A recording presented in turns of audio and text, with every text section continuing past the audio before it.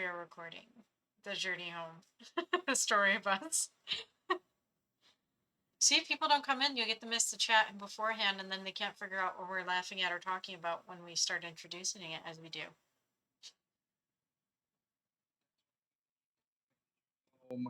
Discord so that you can be part of the Journey Home podcast. Yeah. That was the most unenthusiastic yeah that I've ever heard. You know that? Sorry, I'm I'm very glad to be here. I'm just multitasking at the moment. Yeah. But this seems I'm very interested, honestly. I love all the different mythologies and all this shit coming together. Like that's always been something I've been very interested in over the years. I think between Bucky and myself, we have a lot. I did a lot of pieces on the way that the mythologies and religions and where those stories come from are actually very much tied together. They're like echoes. Ooh. And I know Bucky does a lot of stories that also portray your soul's journey, which is something that is also within every mythology or religious text or anything like that when they're talking about gods and goddesses, because you're actually talking about your soul's journey through enlightenment. So Yeah. I forget how many discords Bucky actually has that are full of stories. We I'm about to make a fourth one. So yeah, because we have Tales on the Winds of Time, we have Growth of Soul, and then I have some stories in Chief's Power. So that's three, and then there'll be another one that'll be four. You But also, I have six discords, I've owned five discords, part of six discords. yeah, and you have So yeah, the what is it? The Seed Collector, which is your next book coming out at some point. yeah. At some point, once the publisher gets their stuff together, but the more that I, like Rose says, you manifest the future, it should be back on track here pretty soon. Yep. The more we bring ourselves into alignment, the more those things start to gravitate back in and on alignment as well. Whatever that means, Rose.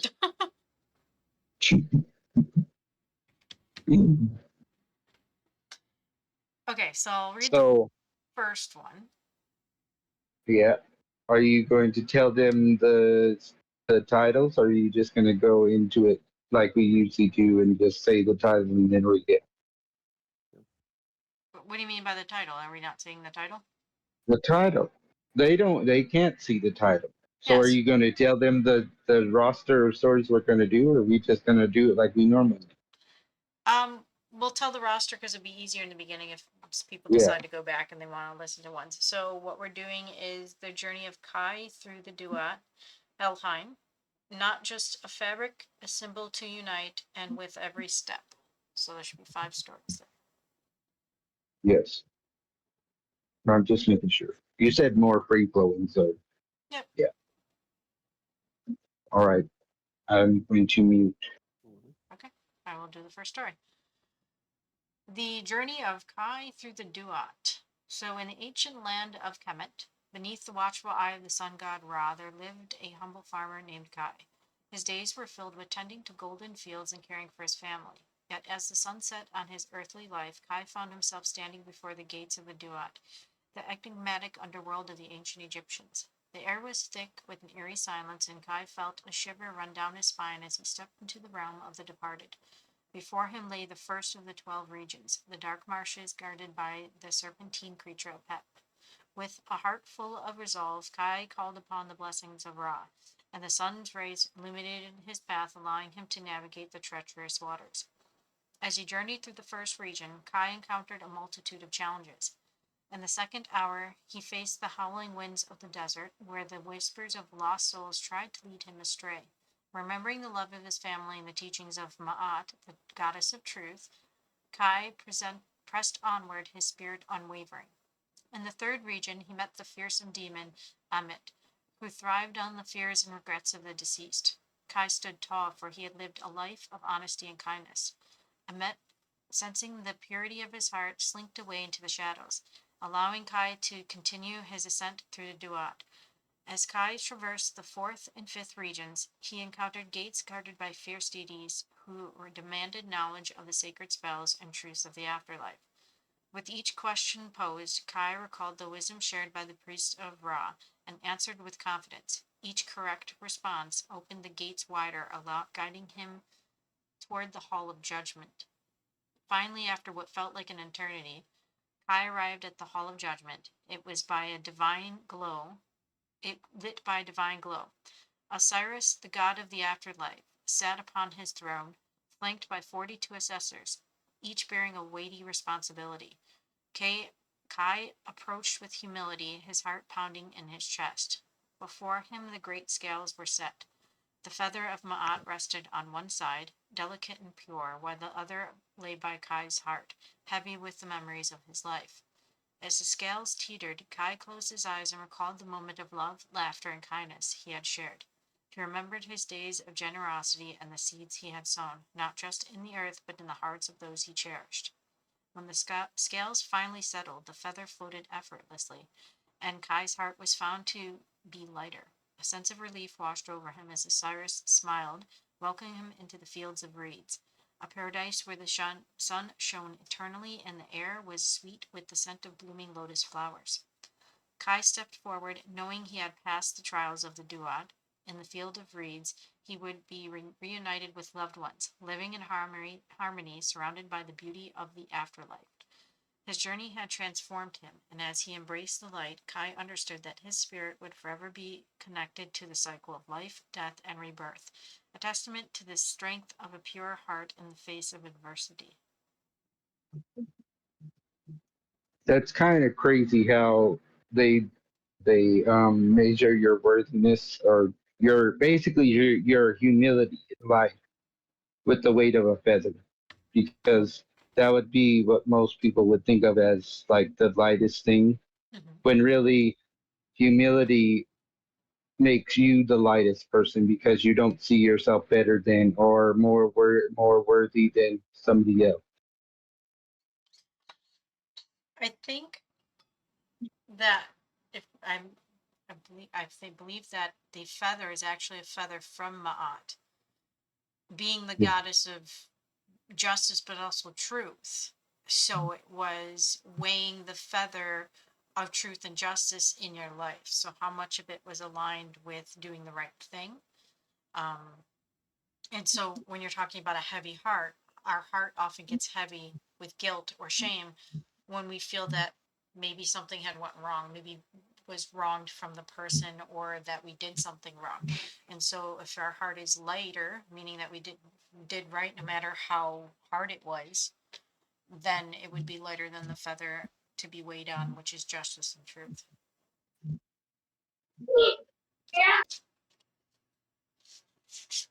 And there are similarities to that story and obviously the one you had with the Aztec underworld, again crossing the river. Even I think Sam, you mentioned it, Dante's Inferno at one point, with the countless souls and different people like speaking and stuff. So,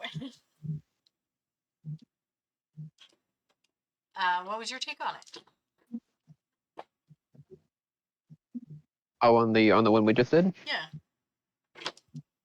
Yeah, I also would just entirely agree. I think it is quite interesting. Yeah, like just remember growing up thinking basically the same thing. Like, so you're gonna compare all these things to something that basically weighs next to nothing. It's just like is that is indeed whack. That's the best way I can describe it. It's like that's just. I mean, I guess it's all been the conceptuality of things like, things don't necessarily of that measure have weight either of the traditional sense anyways.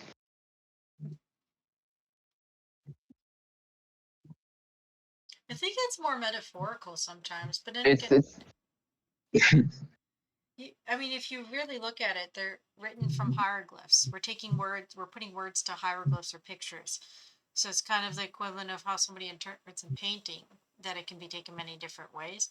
A feather can be taken, like I said, if it was from Ma, which is truth and justice, and it's supposed to represent truth and justice, it can be taken in that context. It could also be in what is written. The pen, which could be a quill, a feather, could even be what was written. What was your life written out? Was it heavy with heavy things, materials, or was it lighter? Yeah. Yeah. Lots, definitely many metaphors. It's Yggdrasil, right? Rose. Uh, Yggdrasil, the tree. or The Yggdrasil. tree of life. Yggdrasil can be. Yggdrasil. It could be Yggdrasil. I don't know. I just looked up the pronunciation and said Yggdrasil. So I thought I'd ask you. Yeah, Yggdrasil. So That's Drasil. what I said. Don't say that I have an accent. Okay, you have an accent. Probably. Yeah, you have all you have to start saying is a after everything. You know that? Not yet. Don't you Maybe. know, eh? I don't think. Well, I might have been here long enough for that, so it could be. Exactly. See, you cannot say that you're not there long enough to say that.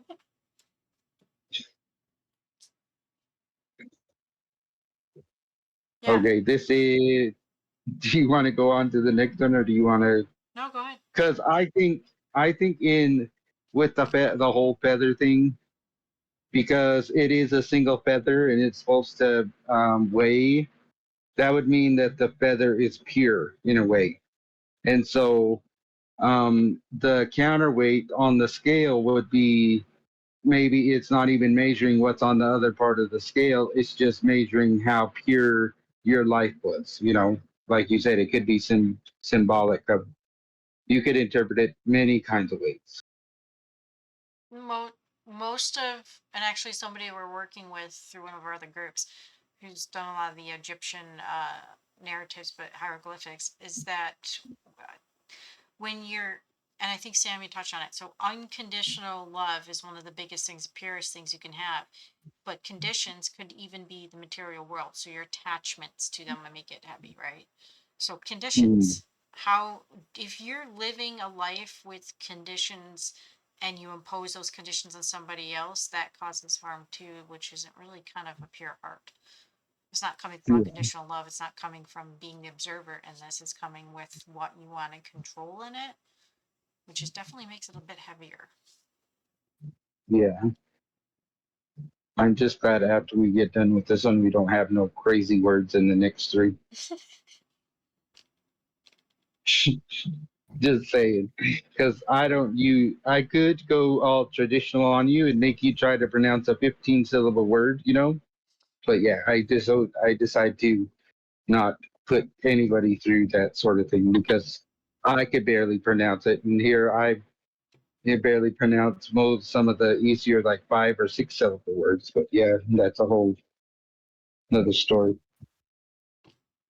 All right, you get the next one. Onto the Norse underworld.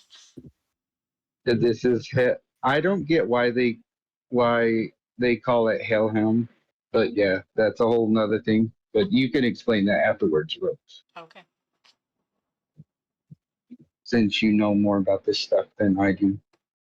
Under the sprawling branches of Yggdrasil, where the roots burrow deep into the earth and the skies above shimmered with the light of the 9 realms, the great tree stood as a testament to the interconnectedness of life, death, and rebirth in Norse mythology.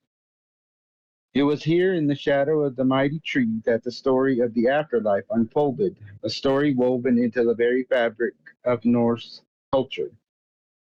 Gathered around fires flickering with the warmth of burning logs, the people listened intently as the storyteller told of Helheim, the cold and misty realm ruled by the goddess Helm. Hell.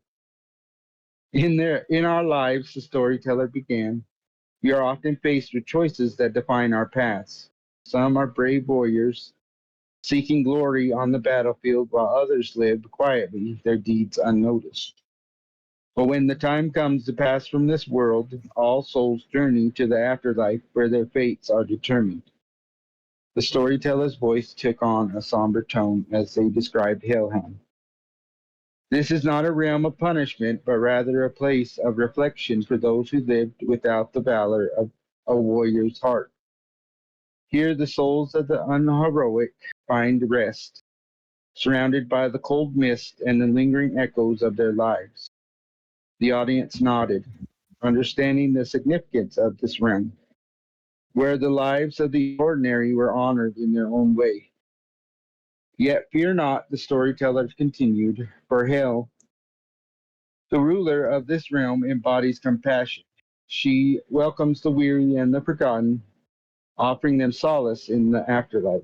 It is said that those who live their life in quiet dignity find peace in Helheim's embrace, their stories merging with the whispers of the wind that rustles through Yggdrasil's leaves. As the as the flames danced, the storyteller shifted to contrast Helheim with Valhalla, the grand hall of Odin where brave warriors feasted and fought in the afterlife. Valhalla is a reward for those who seek glory and honor in battle. But what of those who do not seek such paths? Is their existence any less significant? In Helheim, we find the acknowledgement that every life has value regardless of the heroics achieved. The tale took a darker turn as the storyteller spoke of Nostrad, the shore of corpses, where the wicked faced their own reckoning. Here, murderers, perjurers, and those who betray their kin suffer the consequences of their choices. It serves as a reminder that our actions in life ripple into the afterlife, shaping our fates. It is a place that underscores the importance of integrity, honor, and the bonds we forge with one another. As the night deepened, the storyteller wove in the tale of Nidhogg, the dragon that fed upon the blood of the souls in torment, illustrating the ever-present cycle of life, death, and rebirth. Even in the depths of despair, life continues. Nidhogg gnaws at the roots of Yggdrasil, reminding us that death is but a part of our journey, a transition that leads us back to the earth and the cycle of life. With a dramatic flourish, the storyteller concluded with the prophecy of Ragnarok, where Odin would lead the armies of the dead from hell against the gods. In this climactic battle, we see the inevitability of change, how even death can rise against the living. He teaches us that the past is never truly forgotten and that our actions echo through eternity. As the fires flickered low, the people sat in thoughtful silence, reflecting on the significance of Helheim and Valhalla in their lives. They understood that the afterlife was more than just a destination, it was a mirror reflecting their values, choices, and the legacy they would leave behind. In the heart of Norse culture, Helheim held a vital place, reminding them that every life mattered, every story was worth telling, and every soul, regardless of how it departed this world, would find its place under the great tree, Yggdrasil.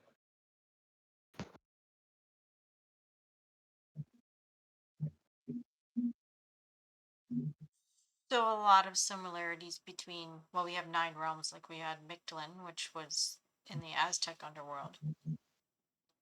Yeah, But you have a lot of similarities between, again, like you said, the echoes between the living and the dead.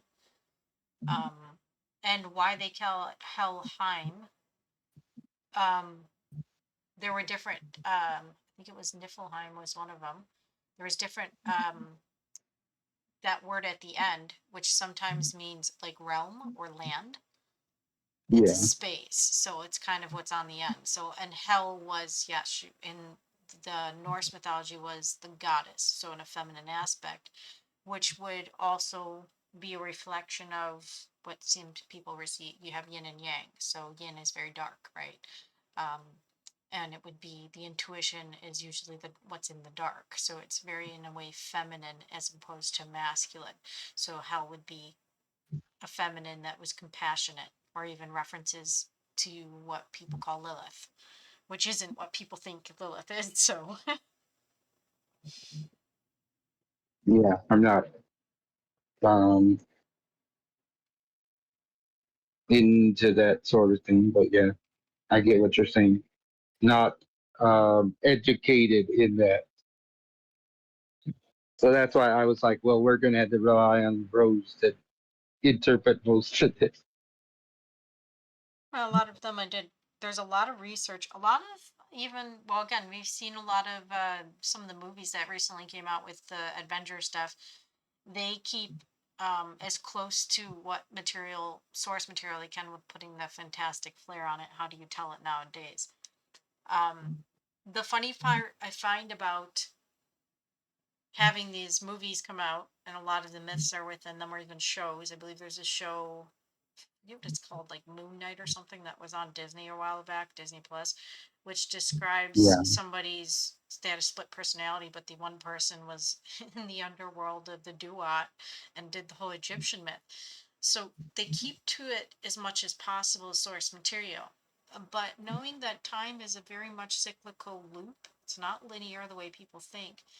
How much of what we're reading in history, just to give a little thought out there, is something that is literally happening now and is rippling out, and that is what we hear coming back. It's a yeah, it's possibility. sort of like the vibrations of the threads. Right, it ripples out. When So when you like strum a guitar or any sort of like string or something, it all if it's next to another one, it might influence that one to start vibrating as well. um in a way, yeah, in a way it's like thinking that a lot of the myths that were written are some of the things that are coming into manifestations now, whether people realize or notice them or not. It could just be telling us a story of where we're going as well. Yeah, Not so much prophecy, but where we are and where we're going. yeah, I see that. I am. I don't know, Sam. What did you think? Do you have a moment? I know you were doing different things. Oh no, I'm here. Back in Hang on, Mom. lane again. Hang on. Yeah. Oh, you're fine. Yeah, that's somewhat. I was more familiar, I will say, with some of like the Yggdrasil and some of that lore than some of the other ones. And I will say that's actually it's the Tree of Life in Yggdrasil is kind of a basis for my character actually, in one of the many different backgrounds that I've used them in. So in Etrian Odyssey, it's a series on like the DS and the 3DS. It's like a first-person dungeon exploration. You get to like make your own party and everything. But those games have a lot of Yggdrasil trees in them, and it's very interesting. Even little bits and facets, like you were saying, that they do. Yeah, try. It looks like all these things. I've always seen. I've always questioned pretty much all religions and all the things in general, because it's like I don't just ever like the idea of like, oh, well, there's only this one thing that's right, and if you don't believe in this one thing, then everyone else is just like, that's never been something that has been appealing to me, because it just doesn't make much sense for everyone else to get screwed somehow just because they have an entirely different belief system. But as far as this one goes, yeah, the different realms and everything. It's like you said. There's like what it's very interesting. They just have a lot of like similar amounts. Like you said, they all do kind of have many similarities in either the amount of realms and like yes, obviously the names are different. Of course, there's not everything that would be the same at all, but they have many things in common with each other, which is really, really, really cool.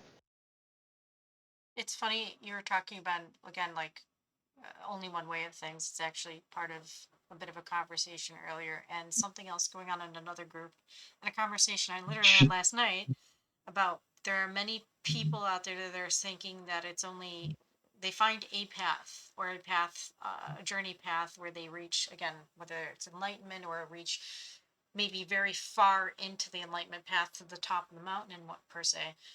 but it's not the only path. And some people try to put or impose that only path onto other people. And it's just like, that's a little bit of egoism to say that, oh, because I did it, this is the only path there is, and therefore you have to follow it exactly. There's many paths to the top Yeah, of the mountain. that's kind of what my issue with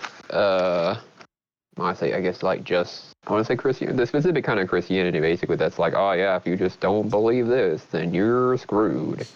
Like, if we're given a free will, why would we be punished? Unless it's for doing something bad, obviously. Like, why would you be punished for exercising your free will? Like, yeah, you can feel free to choose something else, but if you do choose something else, well then, sucks to be you. It's like, well then, why, why even be a thing in the first place? And then that's where, like I said, so there's many paths to the top of the mountain because there's many Yeah, places we've come from, and yet the similarities are very striking in between these beliefs, these religious systems, these mythologies.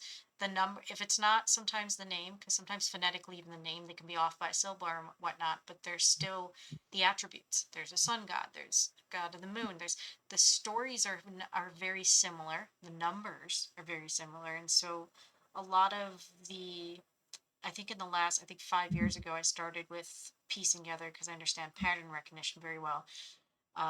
The similarities between them so that you can see the origins of where stories are and see that there is really this interconnectedness. And we can still honor each path, as Bucky being indigenous and going through this whole lineage path that he's come to this space. And then maybe somebody else came from, again, Druid Vikings. And yet there's similarities between both of them, and yet they're very much different paths that came to the top of the mountain to meet together, right? We came to the same table. yeah, that's a very good way to look at it. Yeah, So there's no because reason everyone, to bash the next person and be like, oh, I'm going to bash Bucky because he came from this path and it wasn't mine. But you're at the table. absolutely not. Yeah, We're eating at the same table. We're able to sit here and share these stories. Like, why not, to be able to have that and appreciate it instead of going after somebody for it. absolutely. Yeah. Yeah, Rose, but I think that would be called racist if you were if you were to look down on me Yeah. just because of who I am, Yeah, and there are people that do that, and that's what I'm saying. Like, that's what you're Yeah, seeing in the world is a lot of people are into being pointed out or separated by what they see as the differences instead of actually looking at the commonalities and celebrating yeah, that you have different knowledge. You've gotten, let's say we're back at the top of the mountain, right? We got to this enlightenment space. So you have this knowledge that you want and a different perspective from the path that I didn't experience, but yet is very valid. And maybe there's something in there that we could heal with that is on my path that I didn't go through. And there may be something yeah, on my path that you didn't go through and you could use it for healing. So it, but like you said, people are constantly in the, let me point out that this is wrong. You have to do it this one way. They're very limiting and limiting other people as opposed to, wait a second, there's more than one way to get here.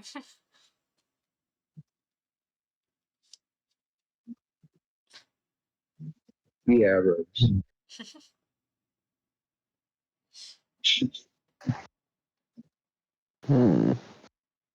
So it That has ain't good. it has been a main theme. Like, it's funny you brought it up, Sam, because we talked about it, Bucky and I, a little bit before you jumped in, and then last night I had a conversation with somebody about the same thing about people imposing their path on other people and going, wait a second, there's more than one path here. You get egotism and you also get spiritual egotism because people go, oh, I'm on this path and I can speak her and understand it, so therefore I'm better. And it's like, that's not quite right either. And that was in somebody else's group that we were in as well. So it's kind of been a theme going through in the last 24 hours, I should say. Yeah, Yeah. Okay, so the next three um, are about the ribbon skirts, and are they ribbon shirts that the men wear? yes, ribbon shirt, Okay, yes, and then not ribbon dress. right, and then the last one was I think about, I haven't read them. I just kind of looked at it. I was like, all right, these kind of fit. So with every step is literally about the dance and the powwows. Yeah. Which we talked about a little bit earlier, but yeah. Yes. Okay, so maybe the next one. Not just fabric. Under the sprawling branches of the great tree of life, where the sun filters through the leaves, casting shimmering patterns on the ground, the Creator gathered the indigenous women of all walks of life. The air was filled with gentle breeze carrying the whispers of ancestral spirits and the stories of generations past. The women, adorned in their beautiful ribbon skirts, settled in a circle beneath the tree, their hearts open to the teachings that would soon unfold. The Creator, with a voice as deep and soothing as the river's flow, began to share a story that resonated with the very essence of their being. My beloved daughters, the Creator spoke, look at your skirts, those vibrant expressions of color and design. They are not merely fabric, they are woven with the stories of your ancestors and the spirit of the earth itself. As the woman listened intently, the Creator continued. Long ago, when the world was still young, I gifted women with the ability to create life. You are the bearers of life, the nurturers, and the protectors of your communities. To honor these sacred role, I inspired the creation of the ribbon skirt, a garment that embodies the spirit of womanhood, resilience, and strength. The Creator gestured toward the skirts, each one telling a unique story through its colors and patterns. Every ribbon, every stitch represents a journey, a memory, a connection to the land and your ancestors. When you wear your ribbon skirt, you carry the weight of your history, the laughter of your grandmothers, and the hopes of your daughters. It is a reminder that you are part of a lineage that has endured trials and tribulations yet continues to flourish. The wind rustles the leaves alone above, and the Creator paused, allowing the women to reflect on the profound significance of their garments. When your skirts touch the ground, they connect you to the earth, grounding you in the teachings of the land. You honor the values taught around the home and fire and in the sacred teepee. Each swirl of ribbon is a dance of life, a celebration of the cyclical nature of existence. Just as the seasons change, so do you, embodying transformation and growth. As the gathering deepened, the Creator spoke of the challenges faced by their people. In times of struggle, your ribbon skirts became symbols of resistance. They are not just clothing, but armor against the forces that threaten your culture and identity. When you wear your skirts, you stand tall against corporate powers that seek to exploit your resources and erase your heritage. You embody defiance and strength, protecting not only your identity but also the land that sustains you. The Creator then turned to the issue of remembrance, speaking softly yet powerfully. In your skirts, you carry the memories of the missing and murdered, honoring those with who have been lost. Each time you don your ribbon skirt, you lift their spirits, ensuring that they are never forgotten. You remind the world of the importance of taking action, of standing together to reclaim your narratives, your identities, and your place in the world. As the sun began to set, casting a golden glow upon the gathering, the Creator concluded. As you journey through life, remember that your choices resonate through time. Your actions today shape the world for future generations. Wear your ribbon skirts with pride, for they are a testament to your resilience, your survival, and your unbreakable spirit. You are the keepers of this sacred knowledge, and through you, the legacy of the ribbon skirt will continue to thrive. With the Creator's words lingering in the air, the women exchanged knowing glances, feeling the weight of their heritage and the power of their skirts. They rose together, the colors of their ribbon skirts dancing in unison, a living tapestry of their culture, ready to share their stories with the world and honor the sacredness of their journey under the great tree of life. They stood united, empowered by the teachings of the Creator, their spirits intertwined with the fabric of their existence.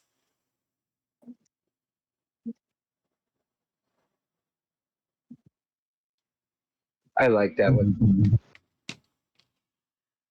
Um, well, not to want to put it on the spot, but you do know somebody who makes ribbon skirts, do you not? Yeah, my cousin does. I didn't know if she wanted to put on the spot, but she does, and I did see a few of them, and they're That's a absolutely different gorgeous. cousin. Different cousin. Okay. Different cousin, Rose. Come on now. You know how many cousins I have, Rose? I don't know. I don't even know how many A I lot. have. A lot. Oh, Okay, so you know a lot of the history behind the ribbon skirts. I think you posted an article. Yeah. So as the culture was being, was it, forgive me if I'm getting it wrong, but if their culture was being basically eroded or taken away from them, it stood as a way to preserve it, kind of like quilting does in certain other cultures where you come together and bring a piece of each one of that person's lineage together. Yeah. But with the ribbon skirt, since they could not wear, when, especially when you went to the residential schools, right? Mm. You couldn't wear your hair long or speak your language. So having a ribbon skirt, which some of the kids at the some of the girls at the residential schools made, that was a way to preserve their culture in a way, since they couldn't wear their hair long and speak their language. That was another way of showing, like it says, resistance and resilience in a way, to where you're not going to erase my culture from me entirely, sort of thing. And I mean, like that, to look back on the history and see that part of struggle. And again, a lot of people, I believe one of the persons we met again up here as an elder, described that his mother actually was not, like, she escaped being a part of where it was being changed or something where you couldn't speak your language. So a lot of it was still preserved. But how much of that was even Yeah, lost, and we're still looking at it because again, these are only a couple of generations out where this was still being done. yeah. I think the last residential school closed in like 1993 or something like that. It was like the early 90s. So basically, even when we It, were kids, so not even like, not even yeah, that long ago, really.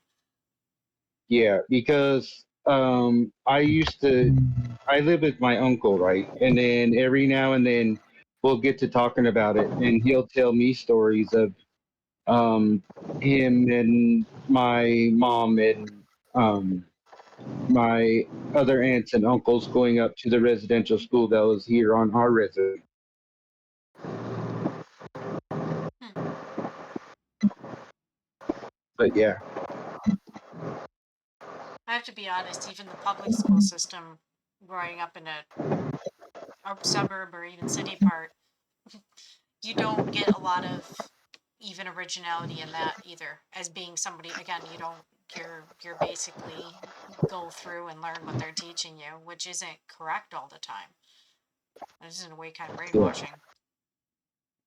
yeah. It's basically just like a factory of basically like almost robots. Like you have to learn it this way, and then if you try to individualize it to somebody who doesn't quite learn that way, they are scrutinized for not being able to fit the cookie cutter education system that is right now. I think that's a lot with something recently going through is again being celebrating that what you're good at, what is your passion, and accentuating on it, and then adding other things, tools to it to help you expand or learn different avenues, as opposed to being forced to learn something that you have no interest in whatsoever. You're not going to want to learn that. It's going to be a resistance on you in your brain in the way that you're doing it. So it's not very conducive to having or like an expansion of soul. Just basically, like you Yeah, said, cookie cutter conveyor belt a person. yeah. Because now here on the reservation we have the Head Start or like the pre-K, and then you can go to the you can advance into like the junior high. We have one here on the reservation, and then you could even go to high school here on the reservation. So even that is sort of cookie cutter, like it's not really individualized for us even here on the reservation, even though they do make a point in those schools to teach you the beginning parts of the land, like how to introduce yourself and the colors and all that in high school. but most of your other classes are basically cookie cutter, just from what the other school, like the school over there in town, would teach. It, yeah, it's like that actually growing up in the city as well. Like you had to, Yeah, but I would think, like you said, you're out in the res that it's a little bit more. You don't have as many varieties of school. Where in a bigger city, you get to choose from like there was 10 or whatever different high schools that had different specializations. Sometimes even yeah, primary schools like that had a little bit more like, hey, this was a charter school for science or something like that. But it still even seems very limited because the way it's being taught is still conformity. yeah, So to see that, like you said, the act of defiance in a way, but this, there's going to be a way to preserve the culture because that's, again, as we talked about, this is where it came from. It's not wrong. This is where it came from. And you want it to be a society, be part of society. They're forcing people to be a part of the whole society conformity. And yet it's not conducive to even people being invented or being expansive. You're not going to get inventors and stuff that way by making them adhere to the same box. yeah. So is there a difference between them now? Because you're going to read the part with the men in the ribbon shirts than with the women? There's, it's basically the same belief in a way. It's just, as a dude, I don't think you'd want to a ribbon skirt, you know. Yeah. But I don't know. You could be progressive and be like, "Yeah, I'm rocking my ribbon skirt," or we're not gonna judge you or whatever. Because in indigenous culture, um, they're called two spirits, right? You know those like transgender. I guess it'd be transgender people. Okay. It isn't like they in in the old ways they were celebrated because they could embody both the feminine and masculine, which would mean they were more in touch with the other side of life, the more spiritual side of life. They weren't put down just because they were different. They were celebrated, and they were one of the more important people in the village or your tribe or however you want to look at There were some, okay, so doing, Sam, if you're not familiar, but for doing readings, when I'm going in through people's libraries and their past lives and such, I do know that there were tribes that would often have them be the medicine man or woman or shaman for them because, like you just said, they're able to embody both masculine and feminine energy. And that was a lot of times, even today in spirituality, that's or you're seeing in today's cultures, people are a bit confused because what's happening is a lot of people are coming into unity with those energies in them. How do you express a feminine side in a masculine, or how does a feminine even have a little bit more of a masculine energy, especially in dealing with the 3D world? Well, not necessarily having anything to do with sexual preference at all. It's just that that energy is what's mixed. It's in unity. Like I said, you were it. like you're just saying there was, especially in the rainforest area, during a recent reading I had with somebody, is that aspect of them, they weren't shunned. They weren't looked at as separate. They weren't made fun of. They were, okay, what is your perspective on this? Because you kind of were like this go between in between both worlds. Yeah.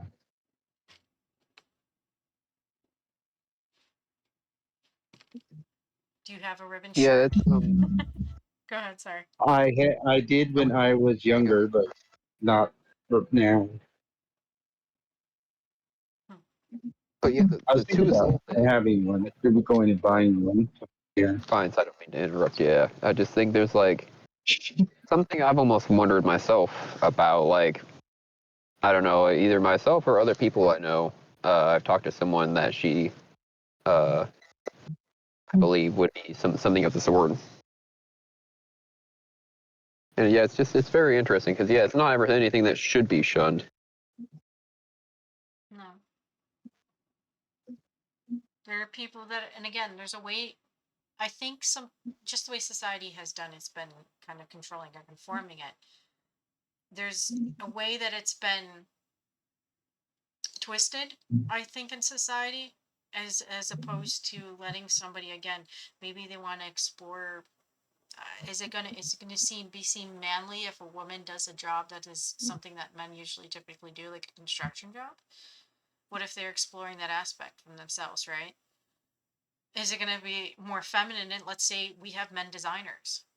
They're not necessarily, again, sexual preference has nothing to do with it. They're just better at designing clothes. The clothing But design. you would think that a man would know what would look good on a woman because we're more visual than what a woman would be, you know?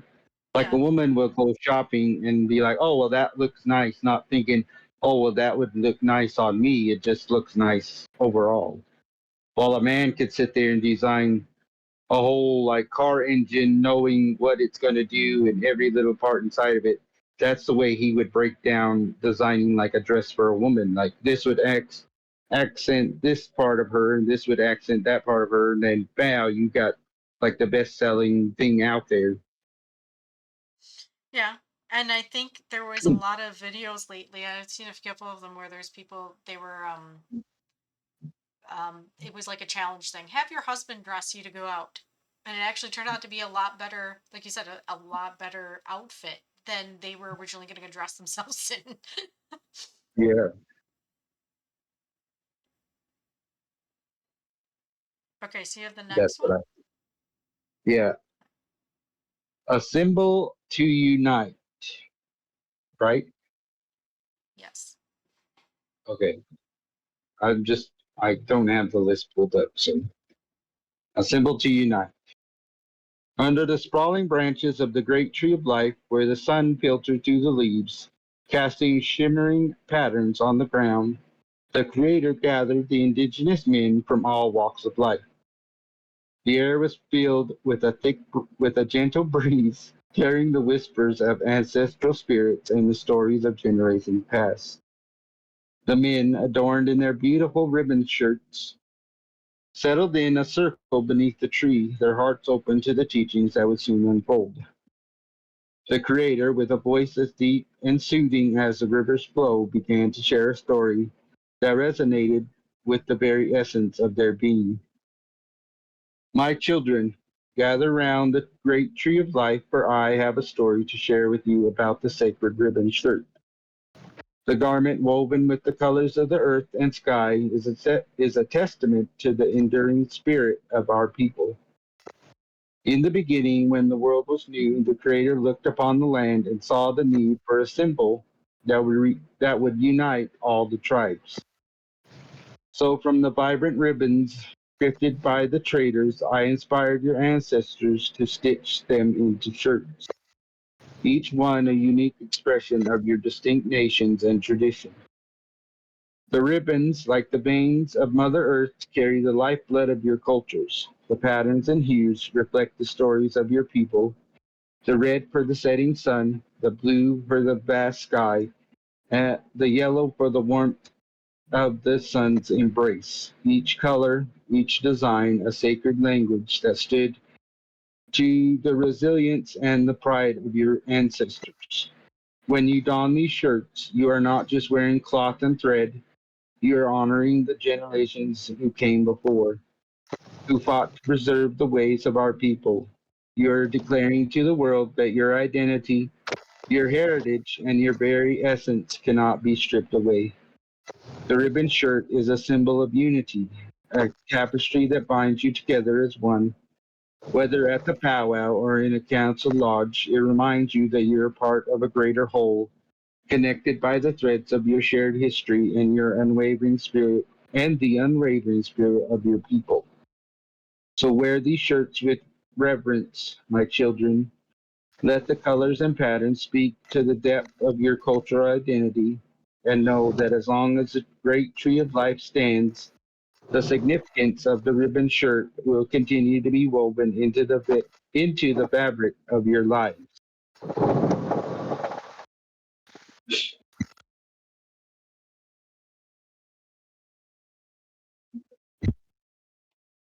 Okay, so we see kind of the similar reason, like you said, with resistance. Let me Yeah. ask you, was the ribbon skirts and shirts, like you just said, were they something that you kind of grew up with? Yeah, but they were more for like a special occasion sort of thing. Like you would wear it if somebody was getting married, or if you were getting married, or somebody's birthday, or like to the powwow, like it says, or some people have taken to wearing their ribbon shirt to like funerals and stuff.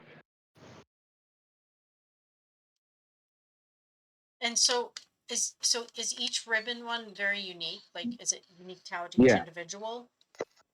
yeah. Interesting. It's like beadwork.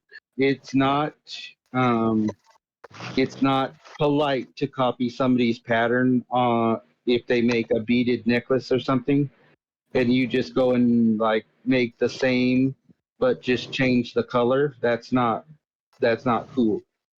That's looked down on Okay. That brings me to because go ahead. that's happened to me a couple times. Is I because most of my beaded necklaces and stuff are like just one offs, and so I wore that one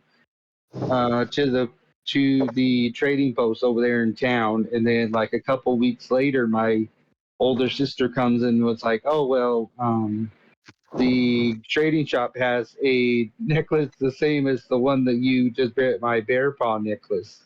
Hmm. And it's just instead of it being blue, white, and black, it's green, white, and black. But it's basically the same design. But Kind yeah, kind of like AI trying to steal your artwork. Wait, I've already had that happen yeah, quite a few times. So, yeah. so okay? Does any of the elders, do you have like a different set of beads to signify a status too? I don't think so. I think it's just whatever. I think that, like it said in that one, whatever color whatever you're trying to portray in your ribbon shirt or ribbon skirt, Hmm. is the colors that you choose. Interesting. Yeah, like there's no set like pattern or whatever. It's just, and then even at that, you could just be like, well, if you were to order one or have one made, you could just be like, well, I give you free reign to use whatever color you want, and that's like one of the more traditional things to do is just have the person who's making it choose the colors that they think would go good together.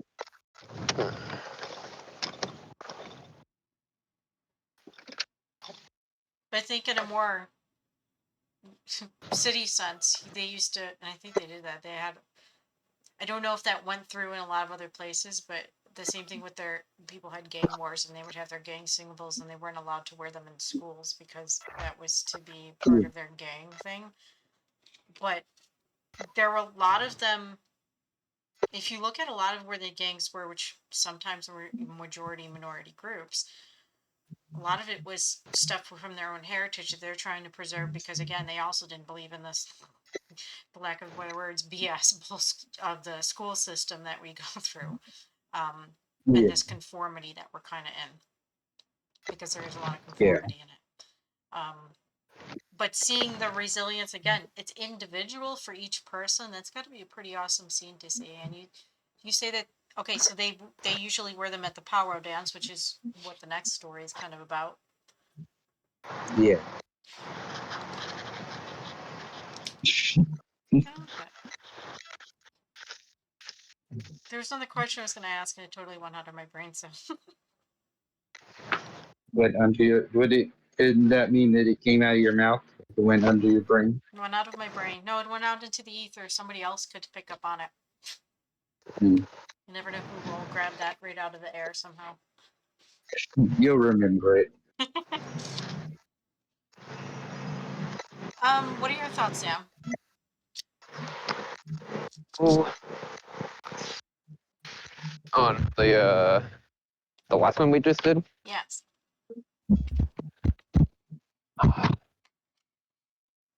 Let's see. There was. I know. So we've been going over a couple of them. Can you give me? Sorry, I'm like So not trying to zone out, but I am driving and stuff like that. I kind of hear that. I can hear you driving. Yeah. What's your thoughts on the? Because I'm not. Are you in? I'm not sure where you're located in, but I think what you said, Central United States area. I don't Yeah. think your Like. location. Yeah. So I do know. I know a few people from the area, but and I know the cultures are different. Even again, going through each parts of the states as well. It was Oh, so I about. know you're talking about like the gang thing, right? I think that Yeah, was the last thing we were just talking about. I was talking about the Um. gang thing, and so a lot of gangs tried to preserve their identity, but this was about the ribbon skirts and ribbon shirts that were made.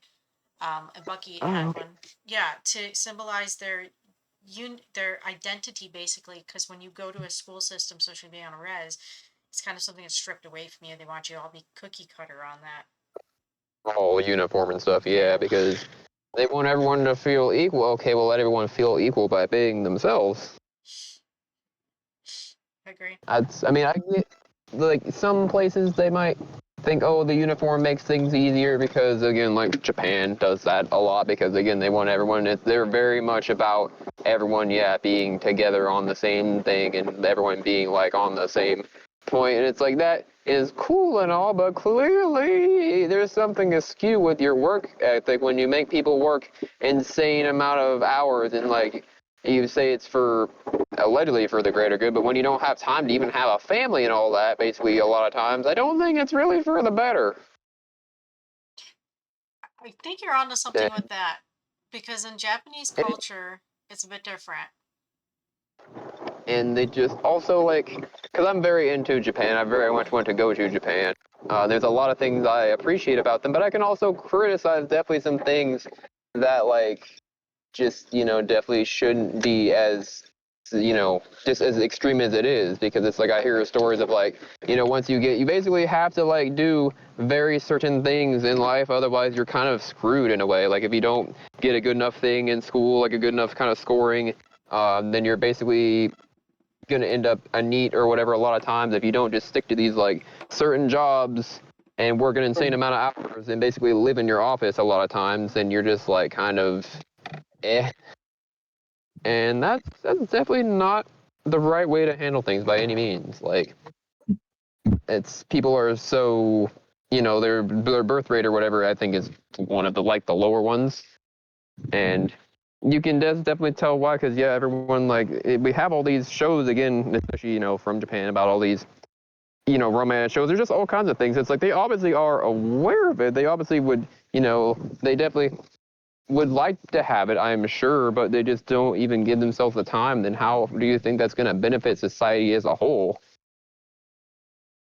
It's probably like it's more like to what you're saying, I would say, is that you're seeing the extreme in societies as if it was very uniform, cookie cutter, and conform. How does that work? Now, I've seen a few documentaries on things, specifically even the prison system there. The way prisoners are there is not anything like any kind of prison systems here in Western culture whatsoever. So things are Right. they're very boxed, they're very limited, they're very like A, B, C, D. It has to go in this specific line.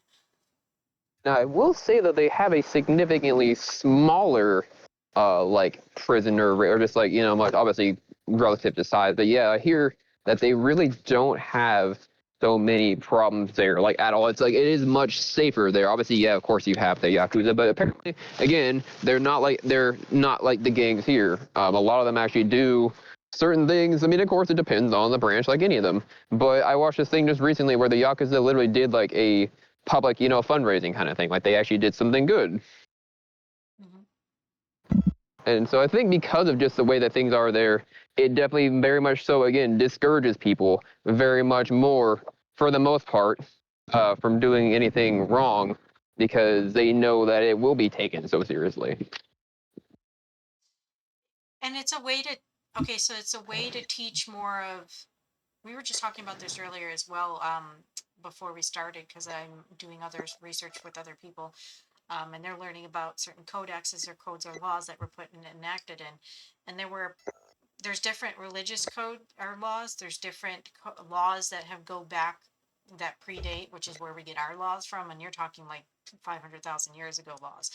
So I think there's a way that they want to preserve and honor, even like you're saying, the family system, even if it's a little up in the air there, so that they can teach that going in. So you're teaching more of, even though it looks very conformed, how do you respect somebody, right? And it's interesting because it's getting me to ask Bucky, how would, it might be a good story for him to kind of go on, is I read a lot of your story, but how did people treat people that did things wrong in indigenous cultures and myths and anything that you've been through?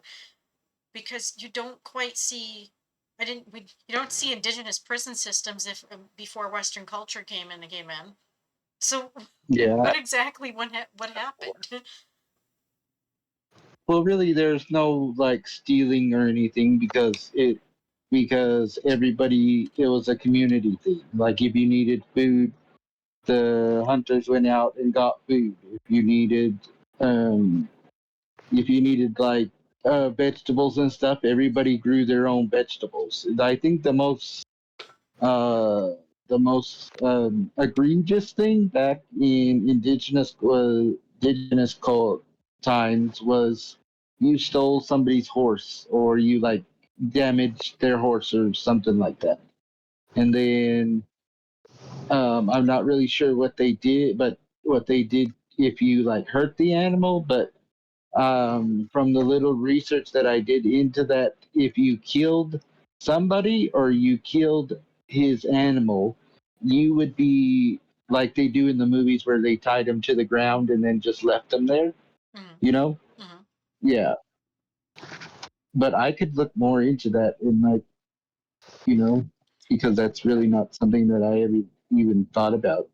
Because you Because don't really. I think that this proves. I'm sorry, just that it shows much better. Whenever everyone just again provides and gives, like there's no need to steal ever because again, yeah, like people have an abundance, even if it's not abundance, if people all work together, then Yeah. it just is that much easier. You don't have to steal anything because oh well, you need some food, I got you. Oh well, you have some clothes, I got you. And even if they don't have anything, you still got them. And that's Yeah. kind of where I think it's a lot of it we're going in. We got into what is consumerism capitalism, which, to be honest, puts you in this just greed, this survival mode for other things. And there's a few people like you don't see an indigenous culture. I don't really see that happening quite often in indigenous culture. Like you said, you take care of people. There's somebody I follow on YouTube that I recently emailed a little while back, and she's come from the communist era in Russia, and she speaks that it's not the way it's being portrayed here, obviously. And yes, you can get a dictatorship in capitalism, you can get it in democracy, you can get it in communism as well, you can have that in there. Yeah. But it speaks on the concept is, as you're a citizen and you're in that type of like community, right, you look after the elderly. You don't see people who are elderly on the street and they're shunned. Usually you have Yeah. you have the compassion, you Yeah. be like, listen, let me help that person, right? Whereas you can see in a lot of Western society, I've been through it myself, is that you can see that people who are homeless or people who are elderly, they're neglected, they're not respected at all. Doesn't matter if they're not with No, the times, it's just. terrible. Yeah, it's like I Yeah. just know. Yeah, here in particular, again, like a lot of the elderly care places, like they're either really good or they're really bad. Mhm. Like it's very polarizing. Like you're either gonna get them taken care of quite well, or they're gonna be again treated like a burden, which is not okay. Yeah. And then you have to ask too, is what I would ask is that the way that the society is run, again through capitalist society or whatever you want to call it here, is that you don't often have time, because it would be another culture, especially in Chinese culture, I know in Japanese culture, you would be taking care of grandma and grandpa anyway, you'd have them in your house. Instead, what happens is when you're in a society that demands that you work 2 or 3 jobs just to survive, and you can be in your 40s 50s, you don't have time to take care of your own parents, so they put them in a home, which isn't always great because now you're having it under somebody else's care, they're neglected, and they're not being Yeah. enriched or at least the younger generation isn't learning from them, because I know in Chinese culture, I do know in some smaller cultures around here that still adhere to honoring have their parents or grandparents living in the house with them. Their grandchildren also are learning. Their children are learning from grandma and grandpa, as opposed to you put them in a home and they never get that enrichment to know what Yeah. that type of life was. You lose your culture basically. That's why a lot of times those people only end up lasting, what, 2, 3 years maybe at that? No. Because they don't have a purpose to be like, oh, well, back in my day, sort of thing, this is what we did. And, you know, that's why I was glad to have my grandma raise me in a way, was because I was there. She was there to tell me the stories and teach me part of the language and all that. And just sitting there and listening to her talk to my great aunt and everybody who knew the language, just sitting there being a younger person and listening to them talk was just something that you can't even describe in a way, you know. Yeah, we don't often do that. Now there's so much separation, and like you said, like you're so busy working two jobs just to survive. And that's sometimes mom and dad are working two jobs. They don't even have time to take care of their own kids and the way society Yeah. has it's gone now. And I think that's a lot where 2020 was the big eye opener for that one. That people got to sit down with their Yeah. families. And a lot of them found out that they don't even like their own families. Well, I mean, they're put in their survival mode. So it's kind of hard. Yeah, that's the thing. Yeah, it's like everyone is just told, oh, it's just better just to worry about yourself, but it's really not. Like, if you combine some families together, then you would have a much easier time than just struggling against the wind the whole time by yourself or by, especially again, because back in the day, yeah, you just could definitely just have the one family member go out and work, way back when, and have some person stay home all the time and, make plenty of money because things were actually not completely ridiculously priced, even though the value, like you got a lot less money, but you didn't need as much to actually get anything. Yeah. And now it's completely different. It's like, oh, it could be just, oh, yeah, you worked one job and you could afford a house, and your wife could stay home and watch the kids. And now, like you said, now we're working multiple jobs to maybe make ends meet. Right. It's just like, it makes absolutely no sense. And then it's like sometimes certain people, again, like, if you don't get your kids, which again, it doesn't matter, like, the branding of things, but some people are still caught up in that kind of thing. Like, oh, if you don't get your kids these super expensive shoes that they're going to grow out of in a couple weeks, then you're not a good parent. Like, that makes absolutely zero sense at all. Like, are you going to buy these $80 shoes for my kids every couple weeks or every month? But I don't think so. It again, that would be like the materialism. I think we talked about it and touched on too. Again, the materialistic aspect of things, which is the way in the heart that we read in the beginning. But then you have this money in itself is a belief system. It's a system that everybody's kind of agreeing on, that we all operate on this. But what happened before money? Again, we see this. What happened before money introduced to these cultures? We see Trade. with indigenous cultures, right? What happened before that? Uh, People traded. People actually had, I'm going to give you these pelts because I see that I went out hunting and or whatever, an extra, and I need this from you. or I'll give you 100 horses for your daughter, bros. That would be a whole dowry thing. Yeah. No, it was a traditional belief. Really? Yeah. Some tribes practice that. Like you had to offer so much, like especially if there's more than one pursuer or, you know, however you want to put it, whoever came up with the most to offer, basically, and still was able to provide for her was the one that was chosen. Again, all based on belief system and material. But Yeah. as opposed to, like you said, what about, you wouldn't see that. Like I said, I don't quite see that even sometimes even today, and I say this with some of the closer knit indigenous people or people I've come across, they're still Yeah. very much compassionate people, because especially if they had they weren't put through a system that was very conform, right? They were able to at least Yeah. spend time with their grandparents or parents who weren't indoctrinated in whatever Western craziness this is. But do you think that the dads like bragged? Oh well, I got 100 horses for my daughter. Well, I got 150 horses for my daughter. I don't know. Then some guy comes in and he's like, I got 250 horses for my daughter. So shut up about it. Interesting story. Do you have a story on that? Was there a war because somebody got more horses than somebody else? Oh no, there was one.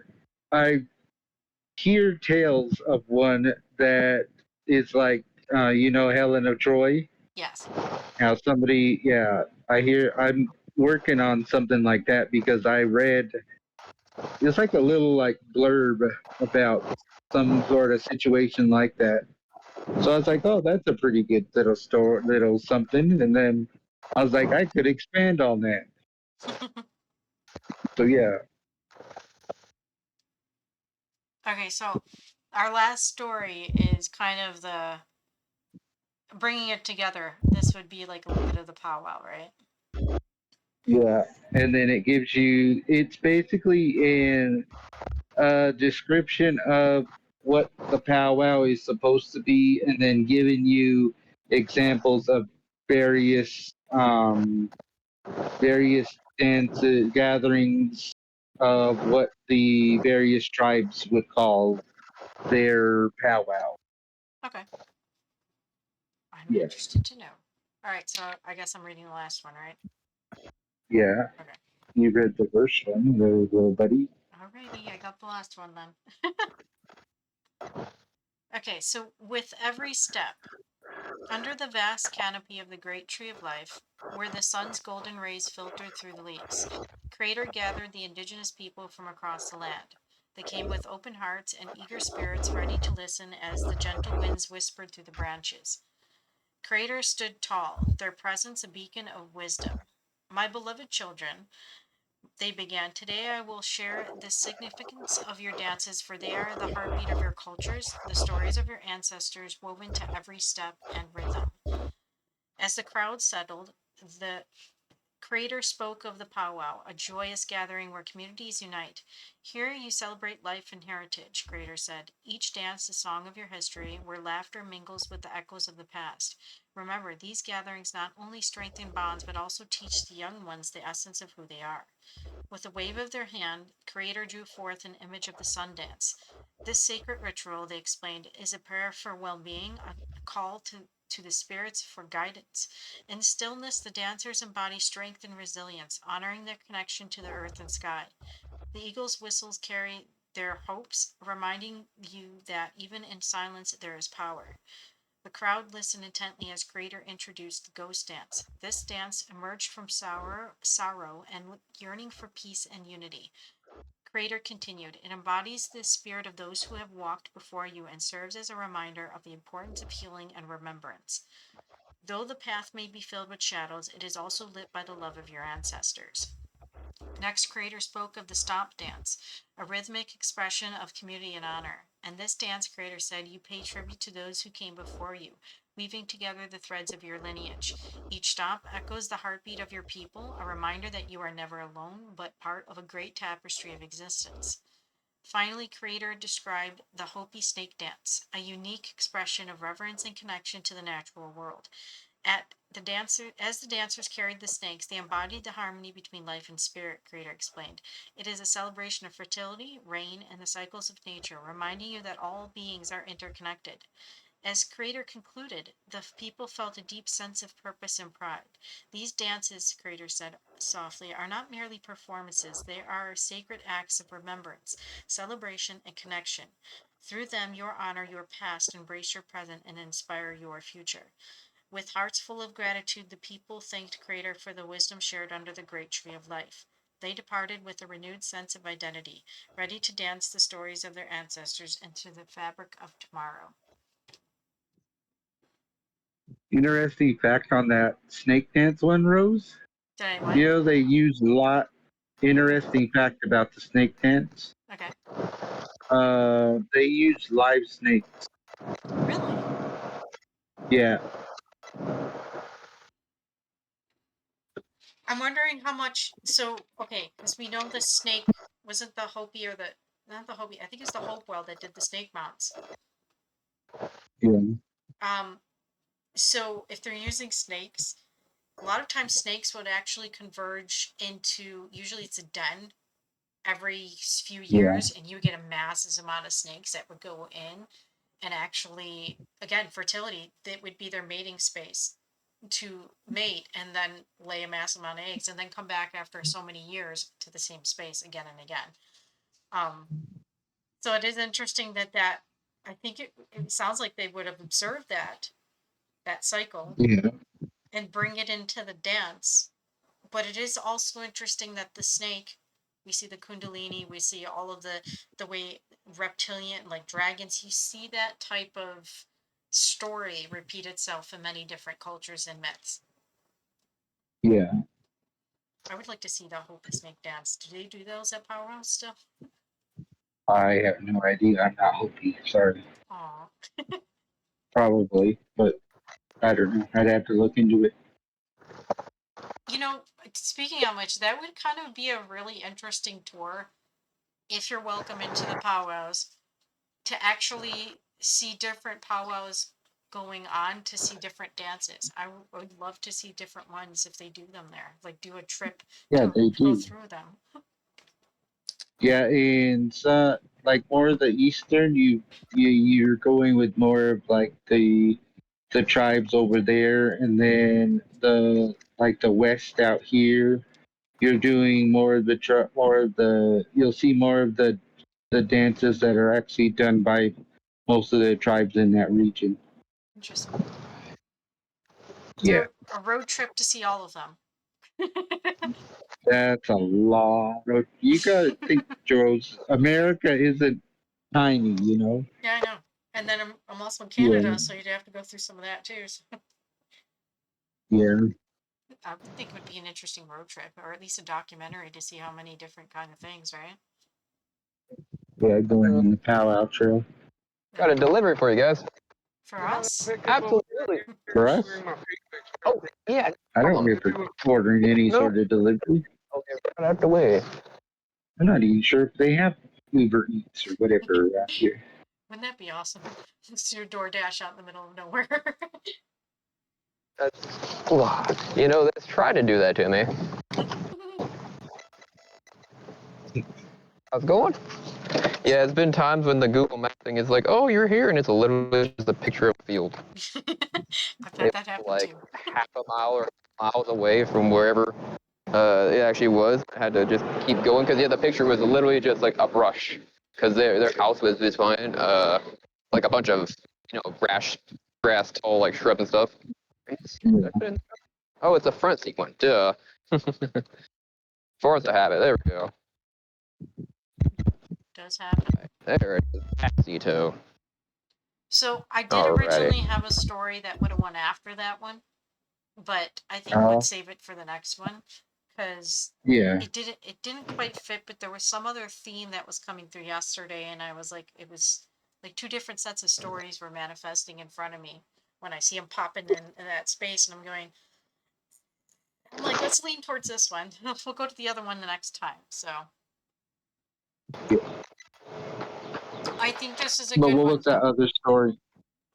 Your recent one, I think you did, was called Deer Woman, which is Oh, yeah, uh, a native legend. no, I moved that one, Rose, to random stories. Oh, okay. It's still at the bottom, but what I Yeah, was realizing is that some of the ones you have, it might be on Tales of the Winds of Time. No, it would yeah. be it's in one of your other discords, and I'm trying to remember which one.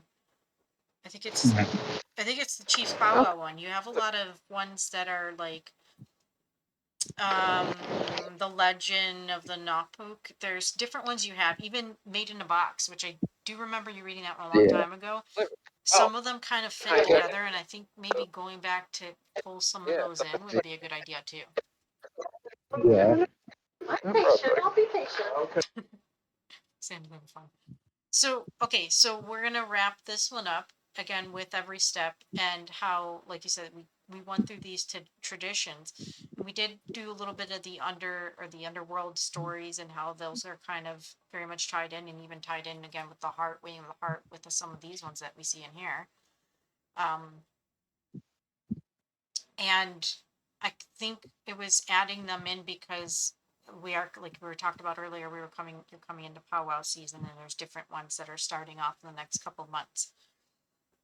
Yeah. So if anybody would attend any of them, you may be seeing a lot of what we read here incorporated into it. And if they had questions about it, they can at least learn some of it through here as well. Yeah. It's always nice to learn. It is. Oh, and then only certain cultures use, like it said, the eagle whistle. Mm-hmm.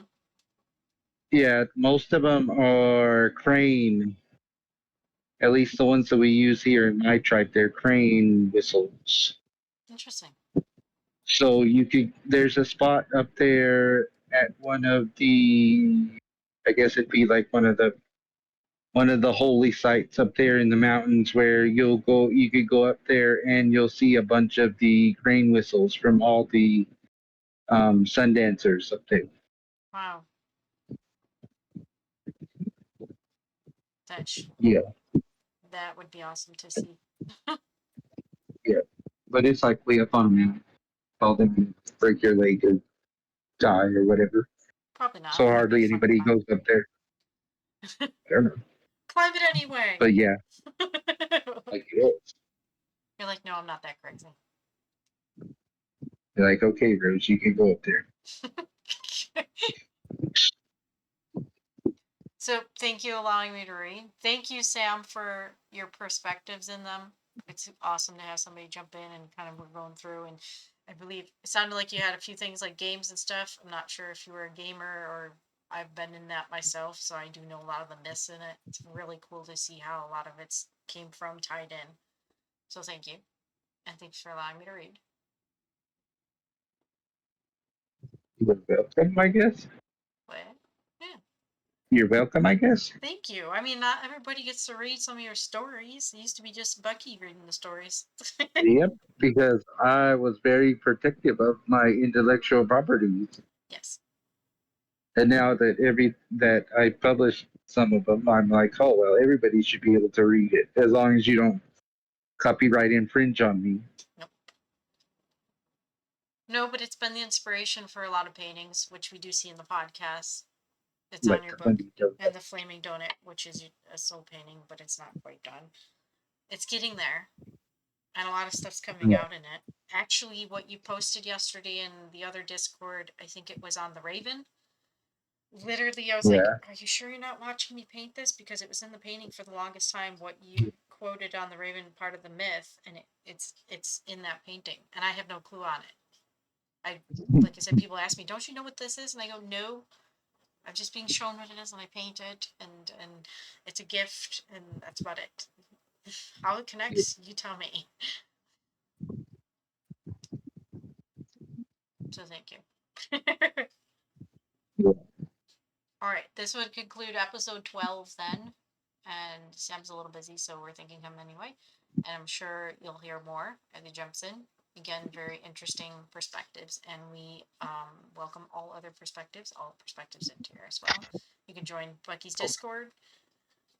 And we have the podcast one specifically for the podcast. And if you want to join through the other ones, there are other ones where you can read a lot of his stories, and we can definitely give you a link for one of those. It's join the Discords and the podcast. And buy the book. The book's Yeah. awesome. All right. You haven't gotten your copy yet? I have not gotten my copy yet, but I will be pretty soon. I actually had a family member who Barnes and Noble's actually recently opened up, but they don't have your copy yet because they're just getting their inventory in. But they have it on hold to get it ordered for that location because they would like to order it. Yeah. So when I go back over to visit, I shall obtain a copy. The next visit, I'm driving all the way to Utah to visit. That's like what, like 24-hour drive, Pretty isn't it? much. It's like a couple weeks Because vacation. I know last year some people came from up where you're staying, and they said it took them 26 hours or something driving. I'm- That's nuts.